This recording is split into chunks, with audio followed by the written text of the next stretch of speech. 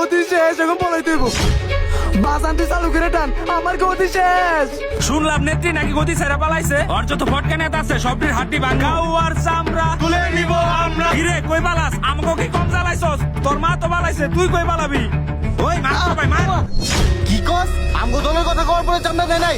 ওই দোকানদারে কইজা মুজা সিয়া তো হাতে নিয়ে পড়মু। চল তো। কি রে ওই বেটা? আমগো দলের লোক আইছে, তুই চান্দা দাস নাই কিনলি গা? আরে ভাই চান্দা দিমু কেমনে? দেখেন না হোটেলে বেচা কিনা নাই, কয়টা টাকা কিস্তিতে উড়াইয়া হোটেলটা দিছি। আপনারা খালি চান্দা চান্দা করে, খালি আপনারা না আপনাদের মতো অনেক মানুষ আইসা খালি চান্দা চান্দা করে। এত চান্দা দিলে আমার ব্যবসা নিয়ে আমি কই যামু?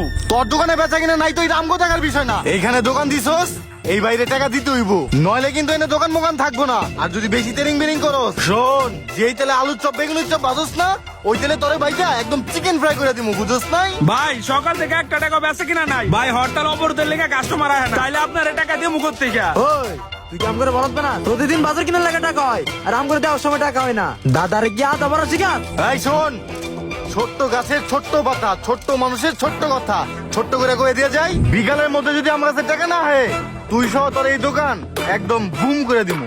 মাথায় রাইস কথাটা, মলম না দিলে ওষুধে কাম করে না। আল্লাহ, আমরা এই জুলুমতে কবে মুক্তি পামু?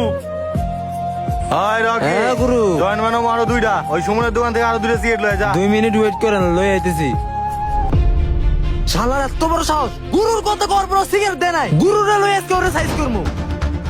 গুরু ও সাহস কত বড় আমি চিন্তা করি, আপনার কত বড় সিগারেট দেয় নাই। কি কস? আমার কথা করার পরে সিগারেট বাকি যায় নাই? ওর কি মরণের চুলকানি উঠছে? ওর একদম মলম লাগাই দিমু। চল, ওর কলজা মলজা বাইকের একদম ফুটবল খেলমু। চল। চলেন।